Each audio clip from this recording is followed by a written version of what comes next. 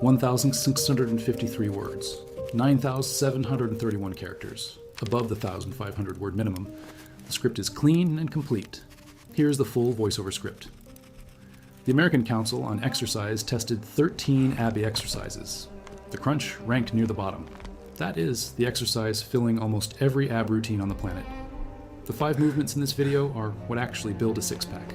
One of them, the Spartans used without knowing the science. The science just proved they were right.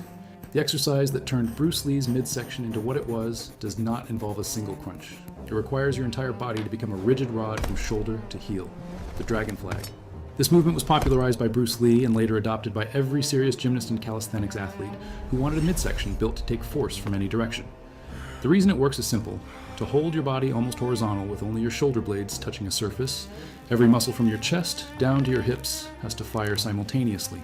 The rectus abdominis, the obliques, the transverse abdominis, all of them at once under maximal tension. Most ab exercises isolate one portion of that chain.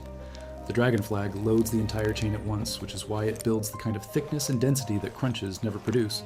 The form cue that changes everything. Do not think about your abs. Think about turning your body into a single piece of steel from shoulder blades to heels. The moment your hips drop and your lower back arches, you have lost the movement entirely. Keep the glutes squeezed, the ribs pulled down, and brace everything at once. Start with 3 sets of 5 controlled repetitions. Lower your body slowly, 1 full second per beat. The descent is where the muscle actually works. A Spartan soldier who trained under the Agag from age 7 knew nothing about electromyography. But he knew that a man whose core buckles under pressure cannot hold a shield wall for long. The dragon flag builds exactly that kind of durability. The whole chain, not just the surface. And the dragon flag is the most brutal movement on this list. The most effective one, according to researchers, is something you can do on your floor right now. Researchers at the American Council on Exercise put electrodes directly onto the muscle of test subjects and measured electrical activity across 13 different ab exercises. One movement activated the rectus abdominis 248% more than a standard crunch, the bicycle crunch. The reason the bicycle crunch outperforms nearly everything else tested is that it combines 2 separate demands on the muscle in the same repetition. Spinal flexion, which shortens the rectus abdominis from the top, and rotation, which fires the obliques at the same time. No other movement does both simultaneously. That is not a theory. That is what the electromyography sensors measured, and the bicycle crunch sat at the very top of the list. The mistake almost every person makes is moving the elbow toward the knee. That is wrong. The rotation has to come from the torso. The rib cage turns, not the arm. Slow it down to 2 seconds per rep. If you're moving fast, you're using momentum. If you're using momentum, you're not using the muscle. 3 sets of 15 to 20 repetitions. 2 full seconds per rep. The moment you speed up, you have left the exercise and entered something that looks like it but does not work the same way. High activation numbers mean nothing, though, if the muscle beneath the surface has no base of continuous tension to pull from. And almost everyone skips the exercise that builds that base. Olympic gymnasts carry the most visibly defined midsections in competitive sport. They do not begin their training with bicycle crunches or dragon flags. They begin with something that does not move at all. And most people who train abs every week have never done it once, the hollow body hold. It is an isometric exercise borrowed directly from gymnastics training. It does not involve any movement.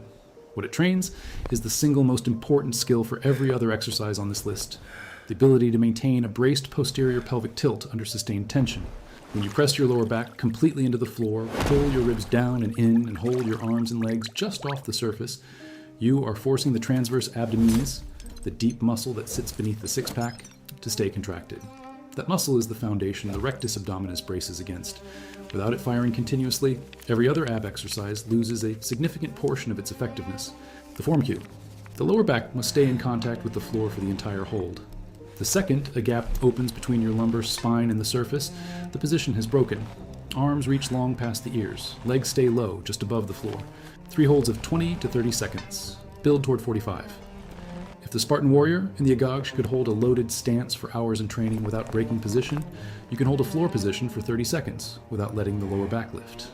And that foundation of deep tension you're now building is exactly what the next exercise is designed to push to its absolute limit. There is one exercise that takes everything the hollow hold trains and extends the lever arm of the body until it is near its breaking point. Researchers analyzing core muscle activity found it produced the highest electromyographic activation of the upper rectus abdominis, the lower rectus abdominis, and the obliques of any exercise they tested.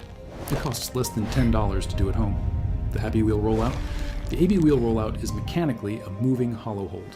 You begin on your knees, wheel in front of you, body braced. As you roll forward, the lever arm, the distance from your shoulders to the load, increases with every inch. The further you extend, the harder the entire midsection has to resist the spine from collapsing. A study published in the Journal of Orthopedic and Sports Physical Therapy confirmed that the power wheel rollout generated the highest electromyographic response of the upper and lower rectus abdominis of any exercise in their comparison. The movement does not just touch the abs. It takes every fiber of them and forces them to work harder than they have ever been asked to work. The form cue that separates the exercise from a lower back injury, at full extension, your body should look identical to the hollow hold, flat from shoulders to knees, lower back not collapsed. If the hips sag before you reach that position, you have gone too far. Shorten the range and build from there. 3 sets of 8 to 12 repetitions. Only extend as far as you can hold the flat position. The range grows with the strength. You have now covered the front of the midsection from every possible angle. Full chain tension, rotation, isometric foundation, dynamic extension. What none of those movements address is the bottom of the six-pack. The lower portion of the rectus abdominis, the part that stays hidden longest and shows last, has a different attachment point and responds to a completely different line of force. A 2013 EMG study found that the lower portion of the rectus abdominis, the bottom section of the six-pack, activates more during one specific exercise than any other movement tested. Most people doing AB work have never prioritized it. The hanging leg raise.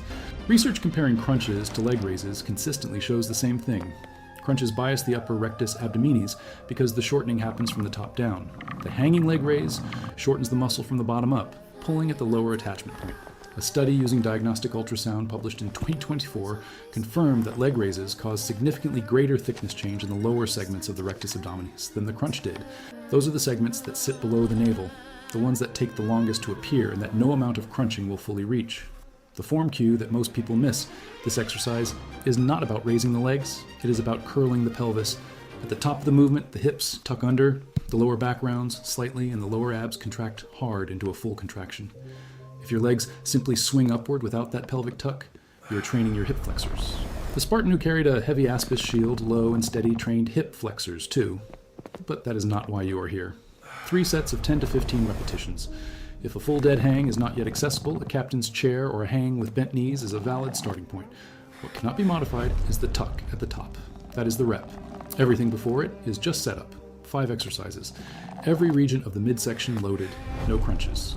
What every single movement on this list shares is that none of them simply fold the spine forward and call it AB training. The dragon flag resists spinal extension under the full weight of the body. The hollow hold resists extension isometrically, drilling the deep stabilizers. The AB wheel rollout resists extension at maximum lever length. The bicycle crunch pairs flexion with rotation, hitting what neither movement alone can reach. The hanging leg raise pulls from the bottom of the muscle where every other exercise stops short. The American Council on Exercise tested 13 exercises.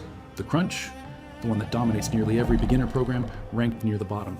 The movements you just watched either ranked at the top of that study or filled the gap the entire list left behind. The Spartans did not train to fold, neither should you. Word count, 1,653. Characters, 9,731. The file is saved at c.tmpgenar, Sparta 6pack script.ti.txt. Structure used, 1. Dragon flag. Authority opener, Bruce Lee plus Agog, bridges into the science payoff. 2. Bicycle crunch. The 248% ace study payoff, bridges into the foundation gap. Hollow body, hold Omias. Gymnastic isometric foundation, bridges into the dynamic version. 4. Ab wheel rollout. Jaw split. Study highest EMG result, bridges into the missing region. 5. Hanging leg. Raises 2013. Plus 2024 studies on lower rectus activation